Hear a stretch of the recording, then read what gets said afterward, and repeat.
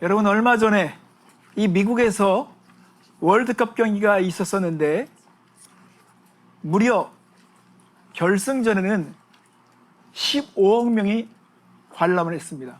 그거를 구경했어요. 영상을 통해서든지.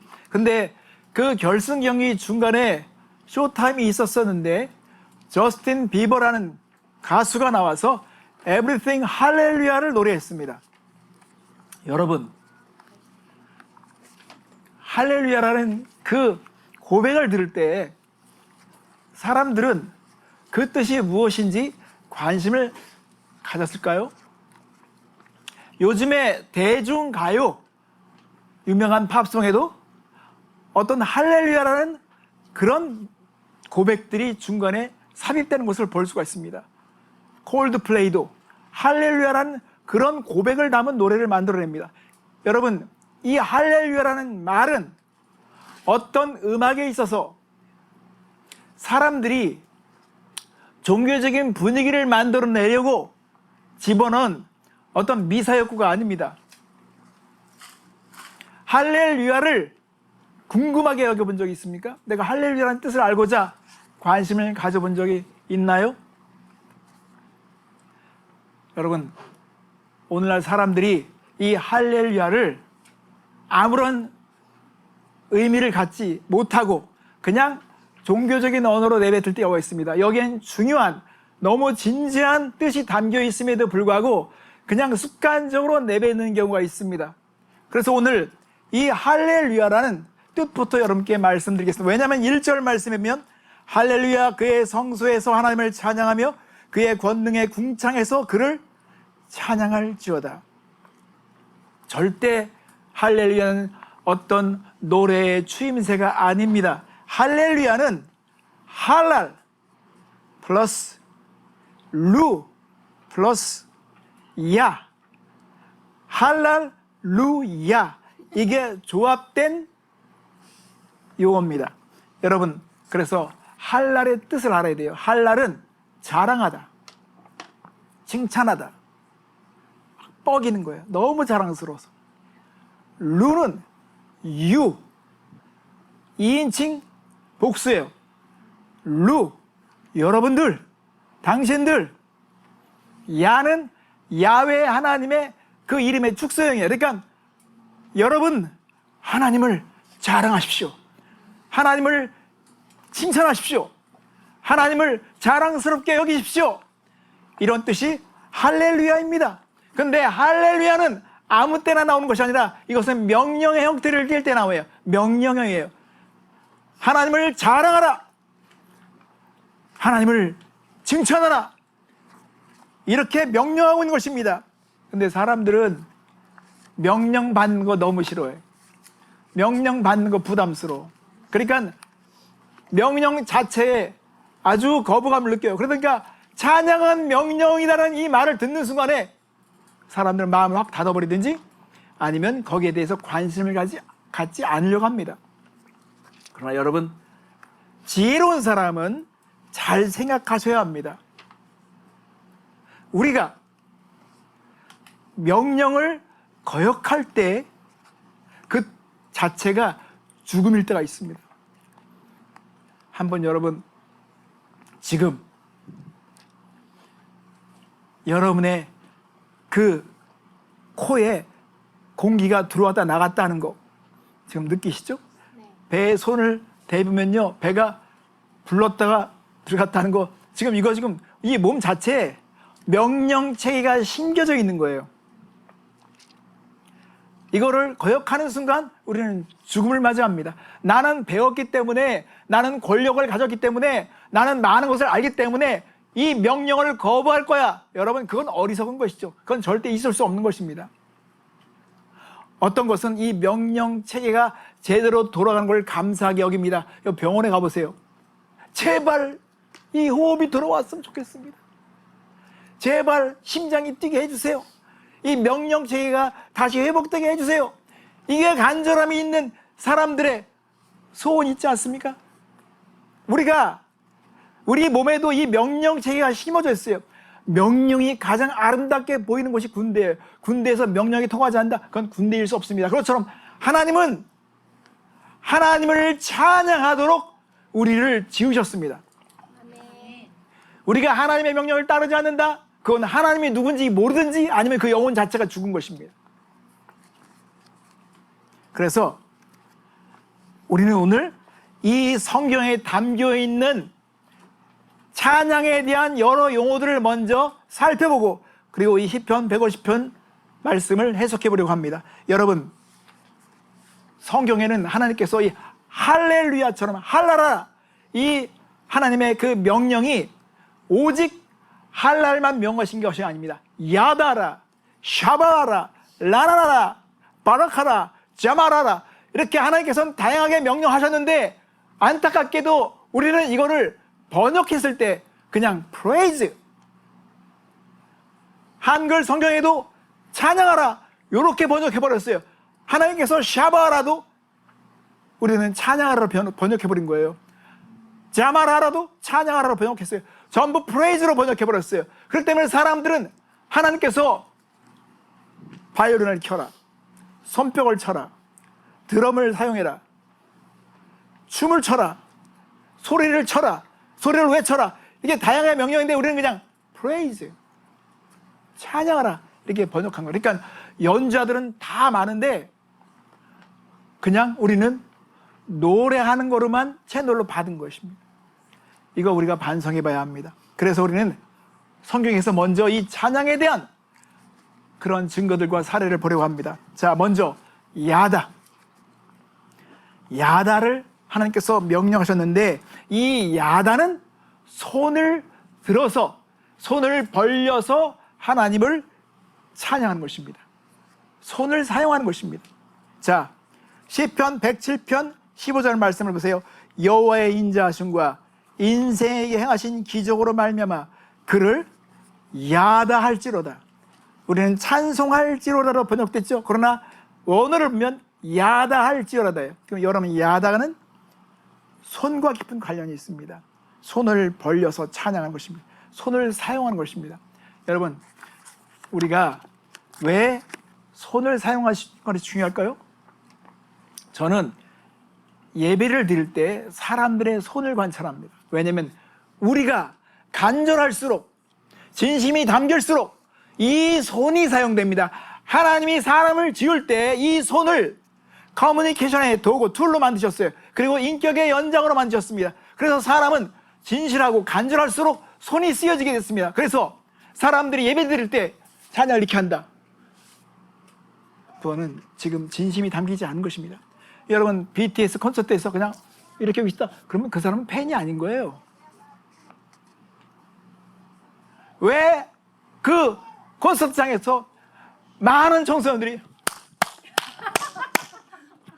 이렇게 할까? 그냥 이렇게만 하는 게 아니야. 막 이래. 왜? 이 손으로 간절함을 보이기 원하는 거야. 그렇죠? 제가 오늘 몇 번 정도 할 거예요. 손. 우리가 손을 볼 때, 자, 확신 있으면 손이 올라갑니다. 저! 도움을 요청할 때 손을 사용합니다. 내가 뭔가를 설명할 때 손을 사용해요. 이 손은 내가 커뮤니케이션 하는 툴이에요. 그것처럼 찬양은 하나님과 커뮤니케이션 하는데 내가 이렇게 하고 있다. 그러면 그건 믿음이 없는 거야. 지금 대화를 하고 싶지 않은 거야. 내가 하나님을 자랑하고 싶지 않은 거야. 근데 하나님이 정말 자랑스러우면 손이 올라가게 돼 있어요. 여러분, 천사들이, 여러분 한 사람 한 사람이 예배하는 거를 집중적으로 카메라에 담아서 비디오를 담아서 예배를 끝난 다음에 천사들이 볼 때 여러분이 하나님을 자랑하고 있다는 증거를 알아야 합니다. 난 관심 없어. 아유, 빨리 끝내. 이거 아니에요. 아, 노래 너무 지루해. 아, 왜 이런 노래 계속 불러. 여러분, 중요한 것은 올드한 노래를 부르든지 뉴송을 부르든지 간에 우리는 그거를 생각하기 이전에 내가 정말 하나님을 자랑스럽게 생각하는 거야. 내가 정말 하나님을 자랑스럽게 여기는가, 이것을 먼저 생각해 봐야 합니다. 하나님은 우리가 손을 사용해서 하나님을 높이기를 원하십니다. 그게 간절함의 증거입니다. 그래서 우리 예배 때는 손이 많이 쓰여지길 원합니다. 이것이 진정성을 보이는 태도인 것입니다. 어린아이가 어렸을 때 노아라든지 세라가 엄마 도와줘 라고 했을 때 막 뭐야 이렇게 도와주는데, 어린아이가 도움을 요청하면서 엄마 도와줘 아니죠. 정말 필요하면 손을 들어. 그러니까 전부여 의지 없어서 손 들고 옵니다. 뭐 들고 와? 발 들고 오지 않죠. 손 들고 옵니다. 왜? 손은 하나님께 나의 항복을 선언하는 것입니다. 여러분의 삶에 이렇게 손이 쓰여져서 하나님께 간절함을 보였으면 좋겠습니다. 확신을 보이시고 헌신을 보이시고 항복을 보이고 하나님 저 의지합니다. 이 손을 쓰여져야 합니다. 그래서 저는 예배 때 여러분의 손을 볼 거예요. 제가 어느 교회에서 예배 드리면요 손을 봅니다. 근데 그 손이 쓰여지고 있다 그러면 그 교회는 지금 하나님과 커뮤니케이션 하는데 많은 훈련을 거친 교회예요. 그러나 그냥 이렇게만 하고 있다 그러면 그 교회는 미래가 보여. 하나님이 자랑스럽지 않은 교회구나. 여러분, 말이 많은 사람들은 사기꾼이 많아. 화려한 것들이 많으면 그건 수상한 거예요. 그냥 하나님 최고야. 아니, 최고 할 때도 막 이렇게 올라가네. 지금도 손이 쓰여지네. 두 번째로 여러분, 자마르라는 게 있습니다. 자마르는 찬송으로 번역되는데 이것도 악기로 줄을 튕겨서 연주한 것을 말합니다. 자마르는, 자 시편 21편 13절 말씀에 여호와여 주의 능력으로 높임을 받으소서, 우리가 주의 권능을 노래하고 자마르하게 하소서. 이것을 찬송으로 번역했어요. 아니, 하나님께서는 줄을 튕겨라, 줄을 튕겨서 하나님을 높여라 이렇게 자랑하라고 말하는데 그냥 찬송하게 하소서? 이거는 하나님의 말씀을 부족하게 이해할 수 있도록 돕는 것입니다. 성경에는 이렇게 구체적으로 명령하고 있는데 바라는 구체적인 명령을 우리는 계속 노래라는 한 채널로만 받고 있다는 것이 안타깝습니다. 또 다른 예가 있습니다. 바락은 성공과 영광과 번영이 또 승리의 힘이 그 근원적으로 하나님으로부터 온다는 것을 선포하는 것입니다. 여러분, 오늘 시편 113편 2절 말씀에도 이제부터 영원까지 여호와의 이름을 찬송할지어다, 바락할지어다. 그래서 이 바락하는 이 용어 자체가 하나님은 우리에게 승리를 주셨습니다. 하나님 우리에게 성공을 주셨습니다. 번영을 주셨습니다. 이것은 내가 잘나서가 아닙니다. 내가 독창적이고 내가 창의적인 능력이 있기 때문이 아니라 이 모든 것은 하나님부터 온 것입니다 라고 선포하는 것이 바로 바락을 찬양한 것입니다. 한 가지만 더 예를 들겠습니다. 샤바우입니다. 샤바우는 이제 이것은요 큰 소리를 띠는 거예요. 큰 소리로 외치는 거예요. 큰 소리로 외치며 칭찬하는 것입니다. 자, 시편 145편 4절 말씀에 대대로 주께서 행하신 일을 크게 찬양 샤바하며 주의 능하신 일을 선포하리로다 그랬습니다. 여러분, 어느 때 사람들이 큰 소리를 칠까요? 어느 때 사람들이 막 열광하며 큰 소리를 치며 선포할까요? 우리가 스포츠 경기를 보면 알아요. 풋볼 경기에서 정말 절묘한 그 패스를 받아서 터치다운을 하면 사람들이 막 큰 소리로 그 선수들을 칭찬합니다. 야구 경기에서 홈런을 쳐가지고 그 공이 밖으로 완전히 나갔을 때 사람들은 막 환호하고 큰 소리 칩니다. 월드컵 경기에도 사람들이 이번에 얼마나 많은 열광하고 큰 소리를 치는 걸 봤습니다. 여러분, 그런데 그들이 그렇게 큰 소리를 쳐도 1년이면 또 순위가 바뀌고 그 소식 자체가 완전히 바뀌는 걸 볼 수가 있으면 이 세상에 1년이고 4년이면 없어져 버릴 기록들을 위해서 사람이 막 뛰고 있어요. 그러나 여러분, 예수 그리스도가 우리를 위해 행하신 일을 보십시오. 승리가 어디서 온 것입니까? 누가 우리를 구원한 것입니까? 월드컵 경기에서 이기면 사람들이 환호하지만 다 기분 문제예요. 월드컵 경기가 이겼다고 해서 세금이 내려갑니까? 뭐 우리에게 어떤 이익이 있습니까? 그냥 기분 문제잖아요. 그러나 여러분, 예수님께서 행하신 구원과 승리는 우리의 죽음과 우리의 삶과 죽음, 이 죄 문제와 직결된 것입니다. 그러니까 우리는 큰 소리로 선포해야 합니다. 주님, 자랑스럽게 우리는 고백할 수 있어야 합니다. 여러분, 하나님께서는 이렇게 성경에 70여 가지로 찬양을 명령하셨습니다. 하나님 왜 이렇게 명령을 다양하게 하셨을까요? 사람은 기쁘고 감격할 때 나오는 반응이 70여 가지이기 때문에요. 성경에서 옆 사람 때리는 것만 빼고 다 있어. 막 너 좋은 건 막 이러잖아. 그거 없어. 그러나 껑충껑충 뛰어라, 빙글빙글 돌아라.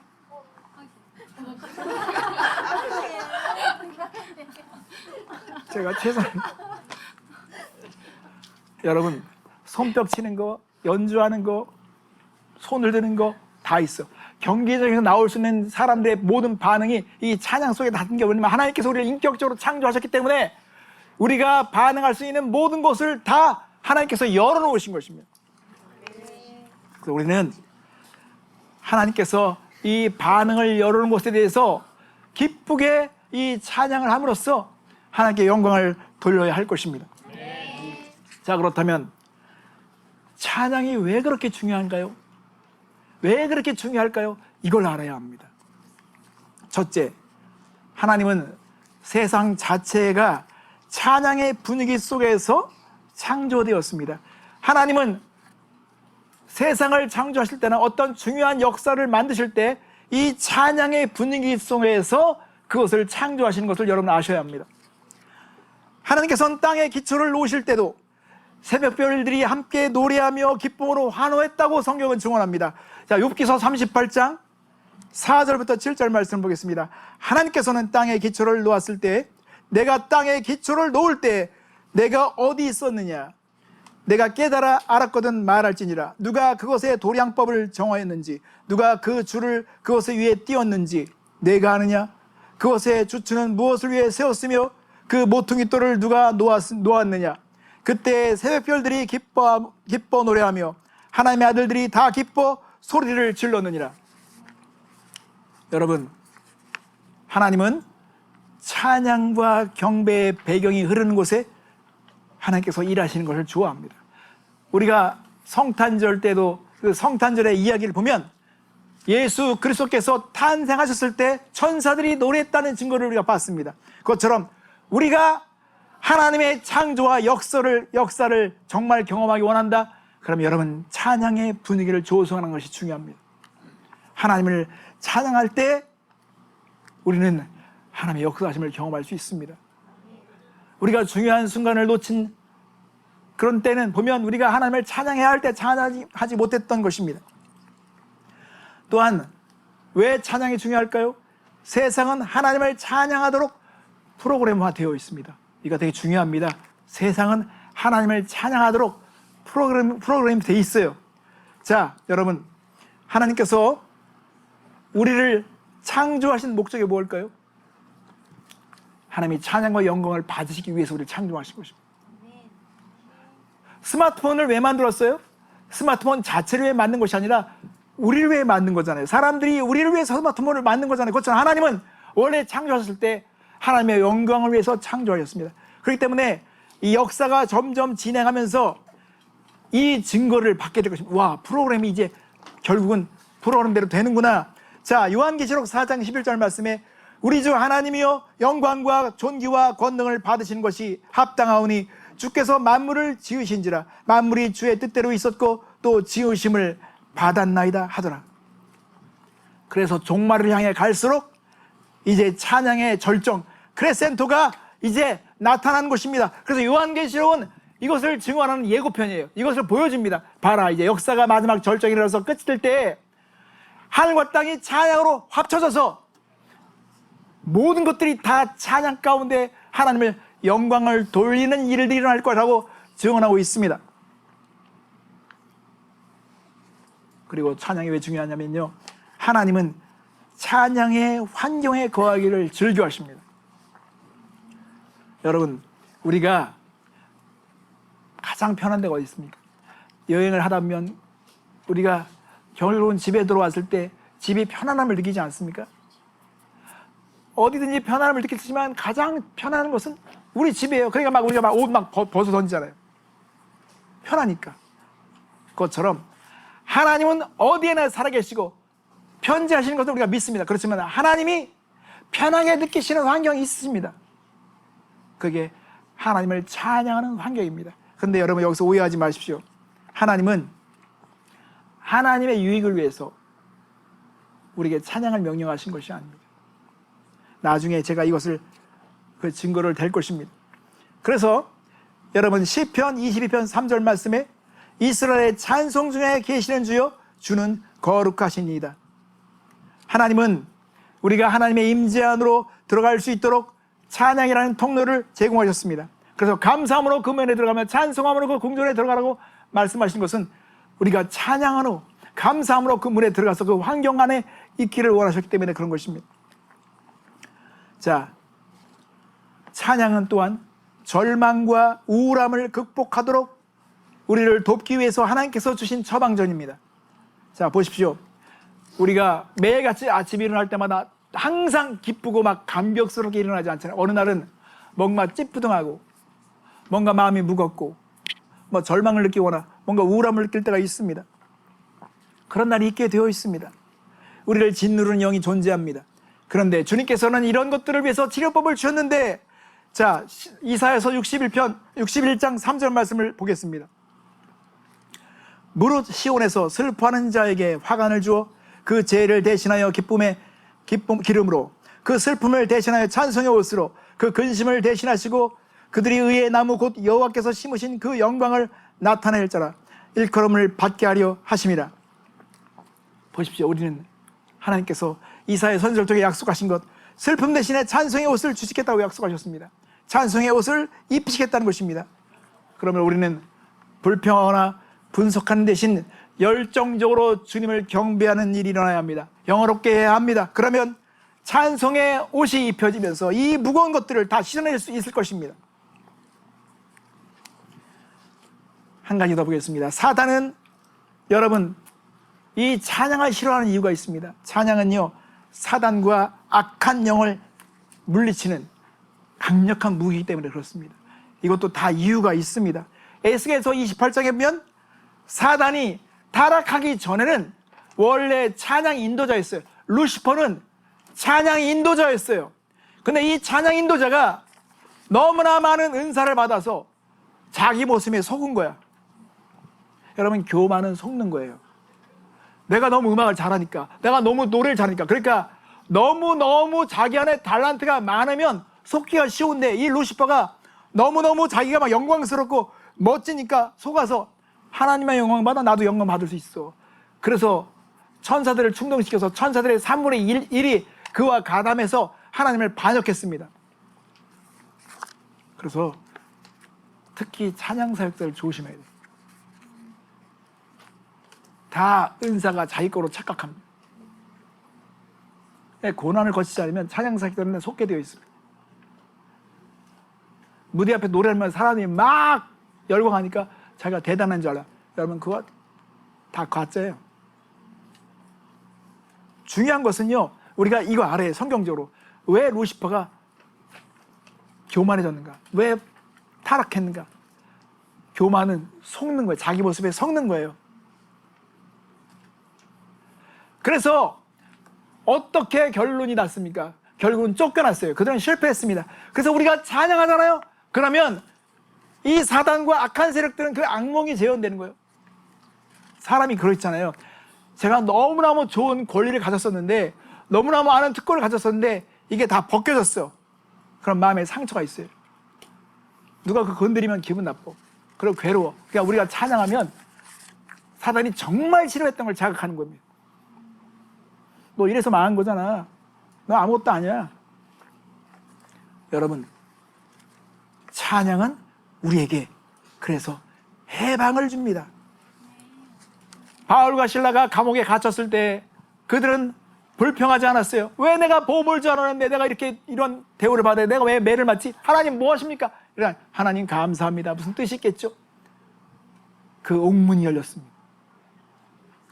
요나가 고래 뱃속에서 그가 하나님께 감사의 기도를 드렸을 때 하나님은 고래에게 막 불편하게 만들었어. 토해내고 싶은 마음, 막 토해내고 싶은 그런 충동을 일으켰어. 그러니까 토해내니까 요나가 고래 뱃속에 나왔잖아요.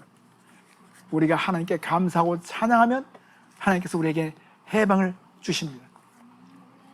여러분, 찬양이 중요한 이유들은 이 밖에 많이 있습니다.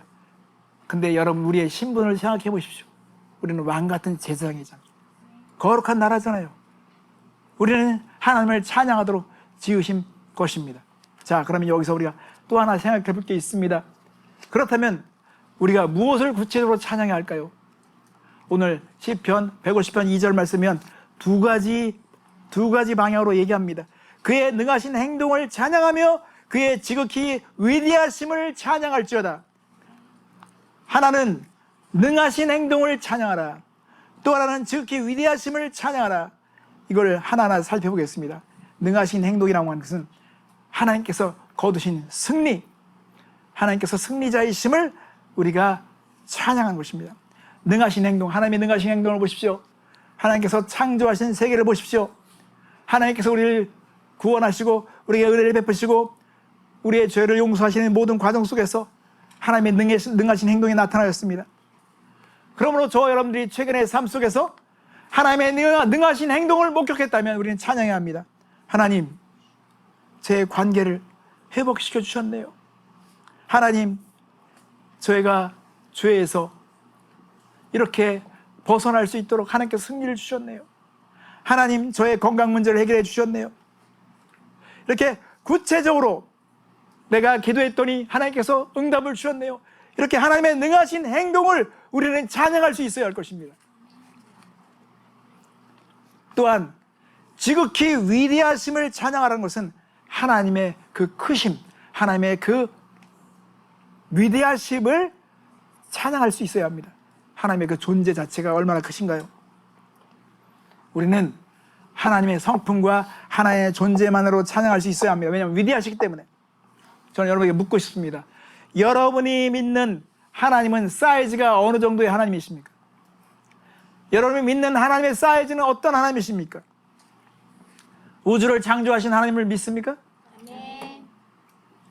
어떤 사람은 하나님의 사이즈가 너무 작아요. 다윗은 최소한 하나님은 골리앗보다 크다고 믿었어요. 그러니까 싸우고 나가는데 그 시대에 골리앗보다 크다고 믿는 사람이 없었기 때문에 다 주눅들었어. 사울왕도 무서웠어. 하나님도 어쩔 수 없을 것 같아. 그러나 다윗은 저 곰탱이가 뭐 하는 거지? 내가 어디서 들에서 많이 봤던 곰탱이인데 내가 이거로 다 쓰러뜨렸는데 내가 나가 싸우겠습니다. 사울이 막 말리려고 그래. 너 안 돼. 저요, 하나님이 도와주셔서 곰과 사자 막 입을 찢고 나갔어요. 보내주세요. 그거는 사이즈가 큰 거예요. 하나님의 사이즈가 크다는 걸 믿는 것입니다. 여러분, 우리가 예배하는 이 환경을 보았을 때 여러분들 어떤 사람이 믿음이 없고 흔들리는 사람이 여기 왔을 때 여러분이 예배를 드리러 왔을 때 여러분이 믿는 하나님의 사이즈에 대해서 도전과 충격을 받아야 하는 것입니다. 그래서 제가 여러분에게 아주 중요한 팁을 드립니다. 제가 경험했던 것입니다. 자다가 갑자기 벌떡 일어나서 하나님 앞에 찬양하는 것입니다. 새벽아 깰지어다. 그러면 하나님께서도 주목하세요. 얘 왜 이러지? 일어나자. 하나님 찬양합니다. 감사합니다. 하나님 크십니다. 그러면요, 너 소원 뭐야? 하나님 고쳐주세요.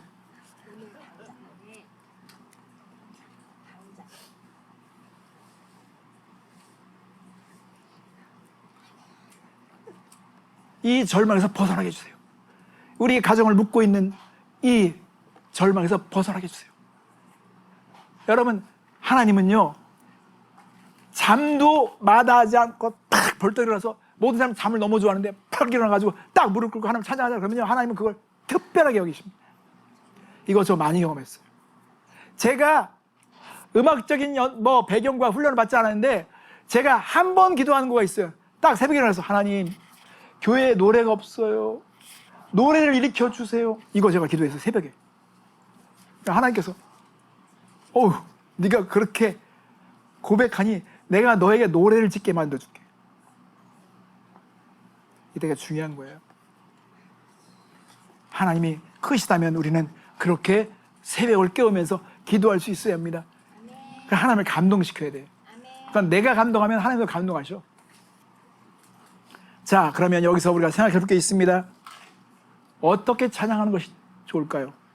오늘 시편 150편 3절부터 5절 말씀면 나팔소리로 찬양하며 비파와 수금으로 찬양할지어다. 쏘고치며 춤추어 찬양하며 현악과 퉁소로 찬양할지어다. 큰 소리 나는 재금으로 찬양하며 높은 소리 나는 재금으로 찬양할지어다. 이 시편 저자는 찬양의 밴드를 지금 생각합니다. 그리고 오케스트라가 쓰여지는 모든 악기들을 다 동원해서 찬양하라고 명령하고 있습니다. 찬양이요, 절정으로 가면 갈수록 현악기, 관악기, 타악기들이 다 사용되게 있습니다. 트럼펫, 드럼, 바이올린, 모든 것들을 다 동원해서 하나님을 찬양하라고 명령하고 있습니다. 왜냐하면 하나님이 크시기 때문에 그 크심과 위대함을 다 표현하려면요, 악기가 많아야 돼요. 위대하심을 표현하려면 위대한 악기가 있어야 돼요. 소리가 막 더 위대함을 자아낼 수 있는 소리가 나와야 돼요. 여러분, 영화에서 상어가 막 물려고 그래. 상어가 물려고 그럴 때 이때 음악이 어떻게 나옵니까? 그렇지. 빠밤 해야지. 긴장감 있잖은데 그냥 피리다 피리 그러면 이거 아니야. 우리가 어떤 것을 표현할 때는요, 그 상황에 맞게 표현할 때 하나님의 위대하심을, 그러니까 다윗은 꿈이 있었어요. 하나님, 제가 하나님의 위대하심을 정말 표현하고 싶어요. 하나님의 그 어미하심을, 그 하나님의 웅장하심을 표현하고 싶어요. 그러니까 4,000명의 콰이어를 모집했어. 이 4,000명은 전부 풀타임 사역자들이에요. 이 사람은 매일 찬양을 하는데 쓰임받았어요. 그러니까 여러분, 영화 감독들은 이거 할 줄 알아요. 영화 감독들은요, 수백억 들여서 인원을 동원해가지고 그 어떤 한 거를 표현하려고 애를 쓰는 거야. 다윗은 이미 그걸 하고 있었습니다. 여러분, 교회는 그래서 이 찬양을 하는 데 있어서 몇 가지 우리의 지혜가 있어야 합니다. 자, 여러분, 그래서 시편 33편 1절에면 너희 의인들아 여호와를 즐거워하라. 찬송은 정직한 자들이 마땅히 할 바로다. 이거 제가 깨달은 거예요. 여러분, 하나님은 찬양할 때 주목해 보시는 게 있어요. 진정성, 정직함을 중요하게 보십니다. 여러분, 길 가다가 넘어져서 여기 까졌어. 어디 없어요. 그러니까 진짜 아픈데도 괜찮아요. 이건 진정한 게 아니잖아요. 진짜 아프네요. 아프지 않아요. 우리가 찬양할 때 과한 것도 가식이에요. 그러나 내가 하나님에 대해서 느끼고 있는 것은 정직하게 반응해야 돼. 하나님 정말 크십니다. 하나님은 정직을 좋아하세요.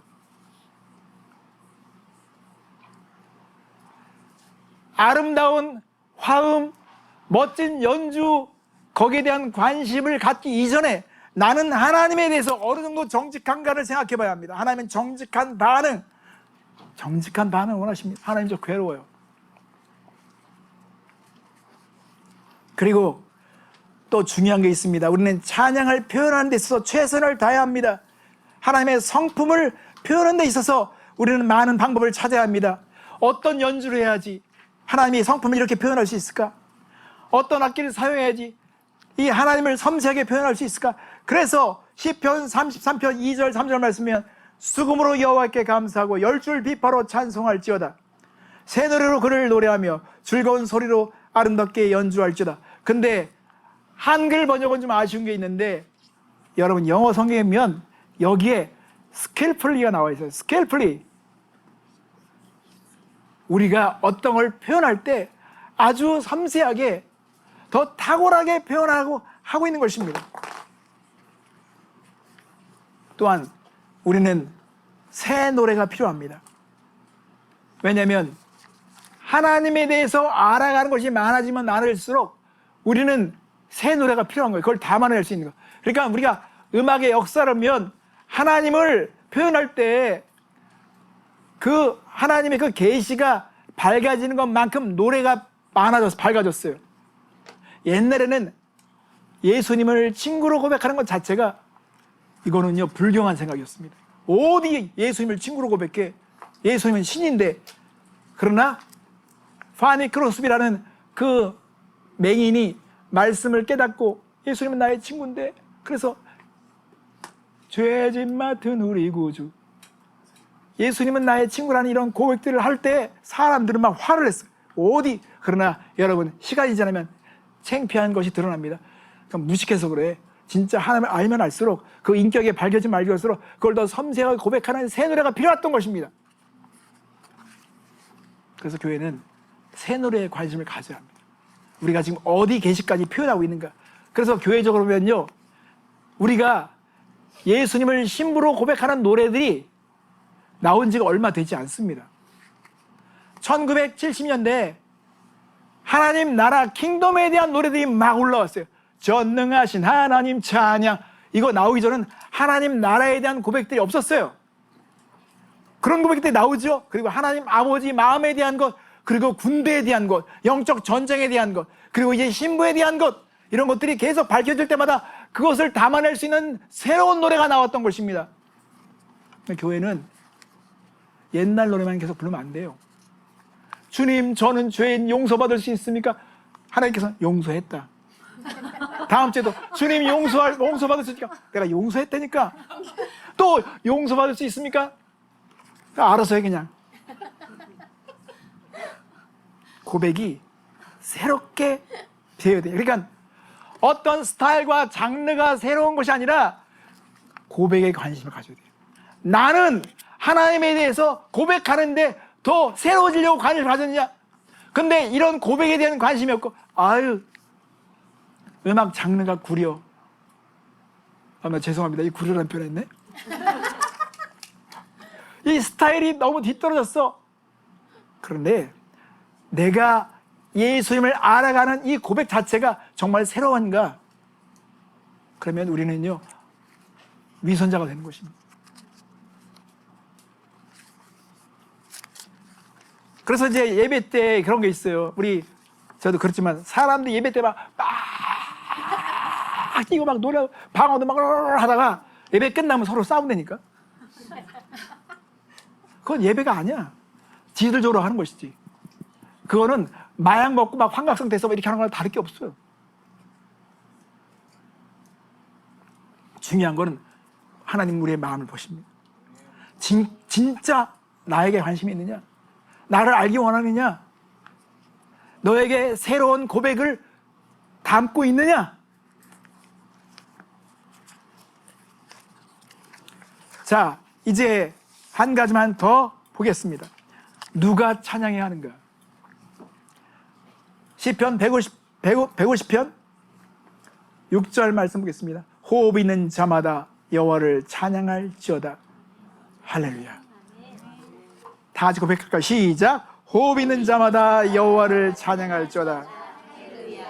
지금 숨 쉬지 않는 사람 없죠? 단 한 명도 없습니다. 우리의 호흡과 생명은 연결되어 있습니다. 하나님은 제사장, 목사, 선교사, 어떤 특별한 사역자만 찬양하라고 명령하신 것이 아닙니다. 하나님은요, 호흡 있는 자는 찬양하라고 명령하셨습니다. 저는요, 춤 못 춰요. 전 노래 잘 몰라요. 저 악기 연주 못 해요. 너 숨 쉬잖아. 호흡 있잖아. 호흡 있는 자는 찬양하라고 말했습니다. 하나님은 우리를 호흡 있는 자로 창조하셨습니다. 그래서 우리가 찬양할 때는요, 재능이 있기 때문에 찬양한 것이 아니라 그냥 하나님 자랑스럽기 때문에, 하나님에 대해서 감격하잖아요. 내가 하나님에 대해서 막 너무너무 감격스러운 체험하잖아요. 그럼 막 이유도 없어 막 뛰어 막 하나님 너무 좋아요. 제가 이번 월드컵 경기를 보면서 사람들을 반응을 한번 주목해 봤어요. 와, 진짜 대단합니다. 어떻게 저렇게 사람들이 저렇게 좋아할까? 근데 그렇게 할 수 있는 포텐셜이 있는데 왜 하나님에 대한 예수님의 그 구속에 대한 고백에는 그렇게 사람들이 게으르고 관심이 없는지 너무 속상해. 폭발적으로 나와야 돼요. 우리 교회에서 예배 드릴 때는요, 우리 반응들이 열려야 돼. 막 손을 막 사용해야 돼. 그럼 누가 왔을 때 진짜 만나고 있구나, 진짜 마음을 열고 있구나, 진짜 되어 있구나, 진짜 고백하고 있구나, 이거를 여러분들 보일 수 있어야 합니다. 그게 진짜 잘하는 거예요. 성도 여러분, 시편 95편 1절 말씀에 오라 우리가 여호와께 노래하며 우리의 구원의 반성을 향하여 즐거이 외치자.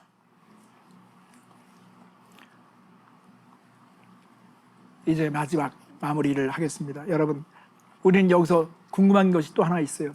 그러면 내가 어디서 찬양할까요? 언제 찬양할까요?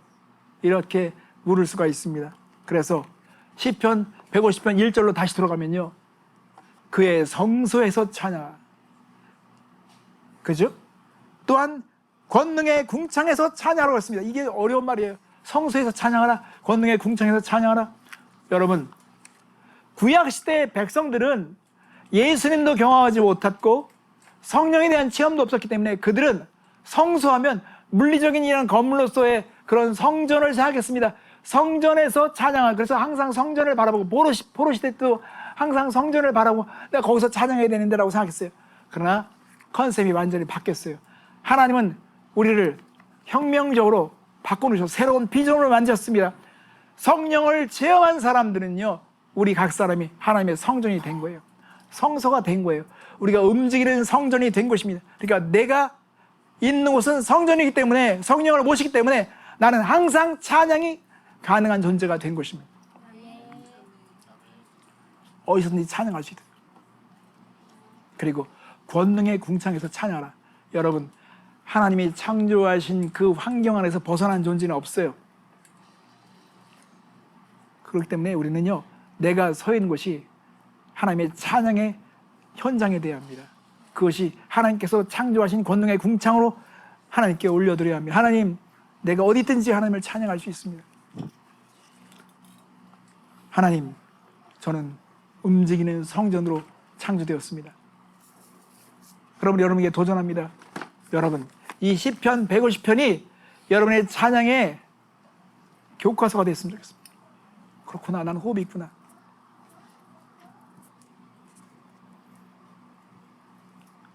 우리가 막 너무 좋을 때 반응하는 그 반응을 하나님께 드리지 못하면 그건 너무 정말 죄송한 거예요.